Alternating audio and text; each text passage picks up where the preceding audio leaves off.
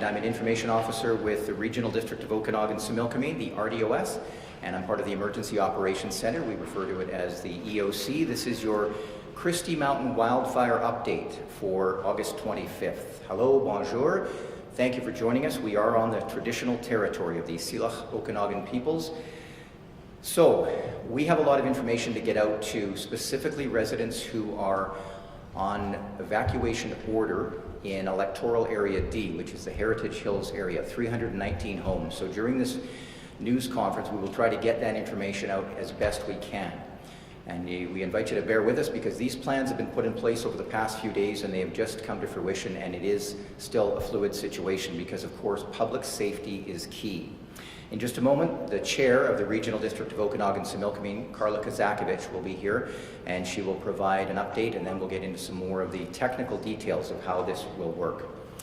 We'd like to remind you, if you're watching on Facebook, and it's hard if you can't hear me, but you do need to click on your audio link to enable audio. And we hope you saw the screen leading into this that suggested that. Also, closed captioning has been enabled on Facebook and will be active during the rebroadcast. Information on the evacuation order and alert is available on the RDOS website. We have two websites, emergency.rdos.bc.ca and our main website, rdos.bc.ca.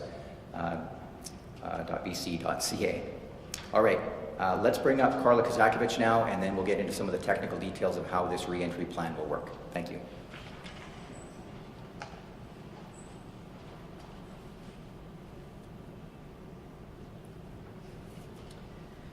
Great. Thank you very much, Eric. And good afternoon again to everyone who has joined us here from the media. And thank you to everyone who is joining us from their homes or their workplace today. I know everyone has been eagerly awaiting today's news conference. I have some good news. I am able to confirm that we have been able to rescind the evacuation alert for the Upper Carmi area for the 116 homes. And from the evacuation order zone of the 319 properties, we are able to allow the majority of the homeowners back into their homes. Unfortunately, there are a number of homes at the top of Heritage Hills that still require some assessments and work related to slope stability and retaining walls, and they will stay on evacuation order at this time. We are releasing a map on the RDOS website with some color-coded areas. So you can go to that site to see a map that will designate zones that you are allowed to go back into and where you can't go. So I asked the residents of Heritage Hills to check our website for this information, and Civic Ready notifications will be coming out promptly. Or you can phone the RDOS Emergency Operations Center at 250-490-4225. Once you have determined that your property is not in the evacuation order zone, you can head home. Homeowners returning today will be provided a re-entry kit as they proceed through the checkpoint. And once again, I continue to offer thanks, huge thanks to BC Wildfire and all of the agencies and volunteers that have continued to assist, not only in fighting the fire, but in providing support to all of the evacuees. I am privileged to work with an outstanding team at the Regional District, as well as with Mayor Vasilaki and the team at the City of Penticton. Every time there is an emergency, we learn how to do things better for next time. And we will continue to work on communications and accessibility, including initiatives which will see improvements to closed captioning and interpretive services during future emergency situations. And I'd like to give a really huge thank you to the citizens of Heritage Hills. Their patience has been enormous during these very challenging times. So thank you to everybody in Heritage Hills, and I know you're eager to get home today, to those that can go back. And I'm going to turn things over to Eric Thompson now, who is going to provide you with some more details on the re-entry plan. Thank you. Thank you very much. So as I mentioned, these plans have just come together. We're going to bring up a map. We have crew here from SW Audio, and they're going to show you a map. I won't have access to it, so I won't be able to see what you're seeing at home. So the chair mentioned that we have re-entry kits. So the re-entry kits will be available on site for anyone going home, and that has a lot of very important information in it, not only for homeowners, but for business owners. There are some small businesses, there are some agricultural operations in the area. Very important information that you do need. I'll give you a couple of examples of what homeowners are going to find out about and will be asking questions about. Solid waste collections. The RDOS Waste Collection Service will remove garbage bags. Limits will be in place that will be expanded, and different pickup times. All that information will be in there. But let's talk about the actual access to properties. So if you go to the RDOS Emergency Operations Center website, emergency.rdos.bc.ca, you will find the information release. It lists the addresses, and it also has an interactive map. Now, the interactive map has an option where you can type in your address. And when you bring up your address, it will tell you if you are able to go home or not. So with this staged re-entry, most of the homes under the evacuation order, that's 319, will be able to return home today. Again, that information release has just been posted on the RDOS website and our other channels, including Facebook and Twitter. There is a small portion of homes that will not be able to return home at this time, and that is due to some of the work that's being done in the area, geotechnical work, to make sure that the slope is stable. This work has to be done, and there are no ways around it, unfortunately, for people who have been waiting. We appreciate your patience.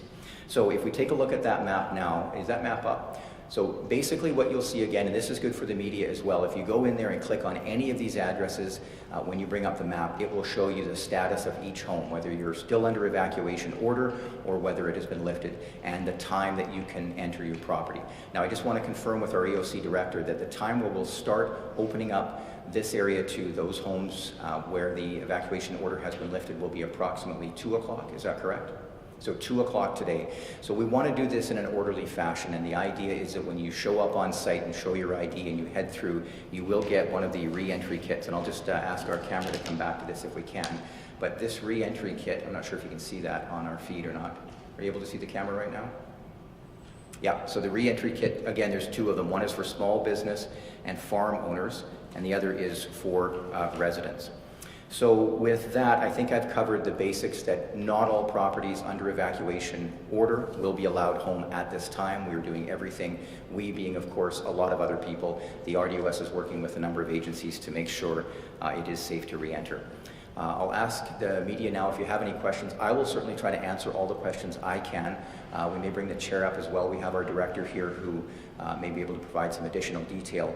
The key for any of the residents under this evacuation order is you can call our EOC number if you're having challenges. We want to make this as easy and seamless as possible, 250-490-4225. We do have BC Wildfire here as well, and they'll be able to answer some questions offline about the fire, but what we understand is, of course, there is no immediate threat to any of these homes due to the wildfire, and the work that BC Wildfire has done to ensure the safety of these homes is just phenomenal, including our local firefighters and visiting firefighters as well. So with that, I'll open it up to questions either for myself or for the chair. Hello, Shelby Tom, Global Okanagan. Do you know how many of those property owners can return today and how many have to wait, and how long those other property owners will have to wait to return home? Well, I'm going to, I believe it's 74 homes that will remain under evacuation order, and that is to do with geotechnical work that has to happen. And as far as how long that takes, we will do everything. I shouldn't really say we, because there are a lot of people involved in this, but the RDOS will do everything possible to make sure that that happens as soon as possible, and hopefully within the next 24 hours is the goal for sure. And you said those who can return home today, are they being given those specific time slots? Starting at 2 o'clock is when we'll start opening up access. And again, going to the website is really key. If you don't have access to the internet, you can certainly phone the Emergency Operations Center. Again, it's 250-490-4225. And we have a great reception crew that will have a list of those addresses, and they'll be able to provide specifics. But if you go to the map and you type in your address, that information will be there. So it'll still be a staged re-entry during time slots later this afternoon? It will be a staged re-entry, and that's really to make sure that everybody going in is going in a way that allows them to get the information they need, and so that we don't have a whole bunch of people show up all at the same time. Thank you. Anybody else have any questions about this? Do you have a question just if BC Wildfire can provide an update on fire suppression efforts? Certainly. I think we'll do that offline. BC Wildfire is here for the media to talk to them separately, if you don't mind. I think if we need them to come up, if you really like. We do need on camera, yeah. Sure. Would you be okay to do that? Yeah, if you don't mind. I just didn't want to put them on the spot. So we'll get you to come up here to the microphone if you don't mind, and if you could just say and spell your name for our audience at home, that would be great, and we have a representative here with BC Wildfire. Good afternoon. Dennis Rexin, R-E-X-I-N, currently the Deputy Incident Commander for the Christie Mountain Wildfire. Our crews and entire team on the operations side continue to make great effort and great progress in working towards containment of this incident. We've been coupled with some great weather recently and are taking advantage of that. Containment in the lower section and up on the flanks is progressing quite well, and in the next few days we hope to have that status reflected and changed and updated on our homepage. Do you have any idea how long it will take to fully extinguish this fire? The way progress is going, I expect there's still going to be areas of the fire smoldering for quite some time. I expect containment to be accomplished in the very near future. And how would you describe fire behavior right now? I understand this is a smoldering ground fire. Is that how you would describe it? Yeah, it's exhibiting what we call rank 1 behavior with very limited open flame, and we're taking advantage of those weather conditions and the fuel conditions to secure our lines and get containment of the entire incident. Yeah, could you speak to the weather and how that has assisted or cooperated in the firefight and the weather in the next coming days? Is there anything of concern in the forecast? There's nothing in the immediate forecast that's of concern. We have cooler temperatures, which is challenging for summer activities at this time of year, but certainly is aiding the effort in containing and suppressing the wildfire. You will see reduced resources on our incident as we continue to make good progress. We still will be working helicopters in and around to provide water support to the fighters. Yeah, I have seen some comments on social media, people wondering if they can use Skaha Lake again. What would be your message to boaters or recreational enthusiasts on the lake? Do you still want them to stay clear of that area? We have really appreciated the folks staying off the lake at this point. We will continue to be drawing water from the eastern side of the lake for the foreseeable future. Thank you. Okay, thank you. So I've just been in touch with our Emergency Operations Center, and I can confirm the homes that are under evacuation order, where that order has been lifted, other than the 74 that we mentioned, they can in fact head home now, which I believe the chair mentioned earlier, but I just wanted to confirm that, and I have confirmed that, so I apologize for any confusion.